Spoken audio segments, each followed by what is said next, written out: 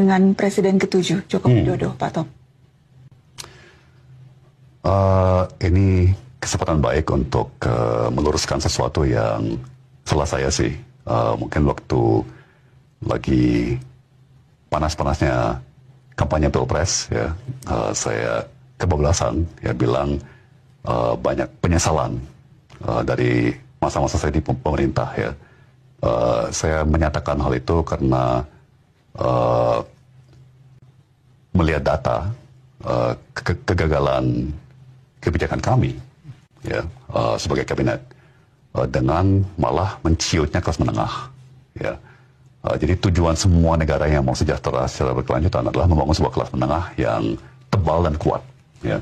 Tapi data menunjukkan bahwa kelas menengah malah menciut. Ini data awal yang kemudian dikonfirmasi secara definitif, ya, 5-6 bulan kemudian dengan BPS mengumumkan bahwa persentase kelas menengah kita menciut dari 21 atau 22% menjadi hanya 17%, ya kan?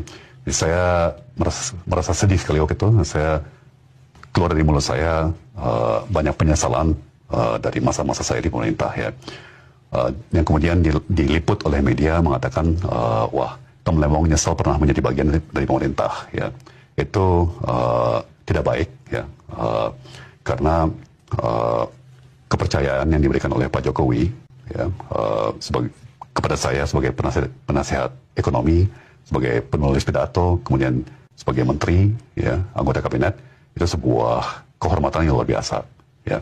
Dan saya akan konsisten mengatakan saya seumur hidup akan selalu berterima kasih atas kesempatan yang diberikan, atas kepercayaan yang diberikan, ya. Mungkin banyak pendukung saya akan kesal mendengar saya bicara begini, tapi secara etika, ya, saya wajib menghargai sekali kesempatan dan kepercayaan yang diberikan oleh Pak Jokowi pada masanya, ya.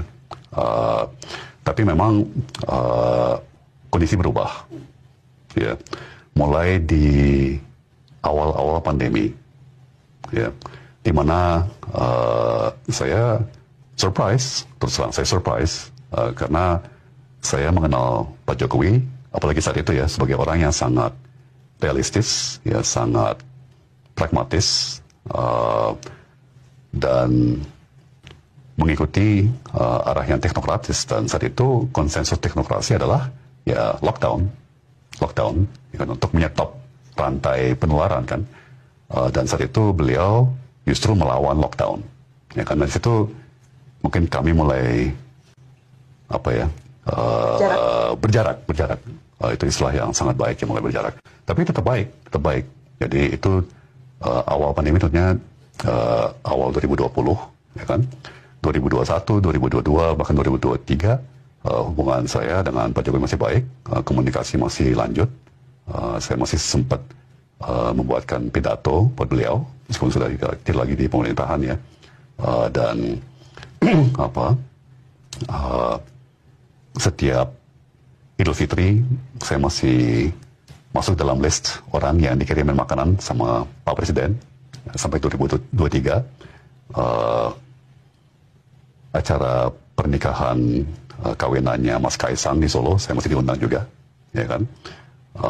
Nah, mungkin retak atau pecahnya itu saat saya memang akan resmi bergabung ke tim kampanye Anies Mohaimin, ya kan. Itu mungkin kita langsung berseberangan dari segi kepentingan politik, ya.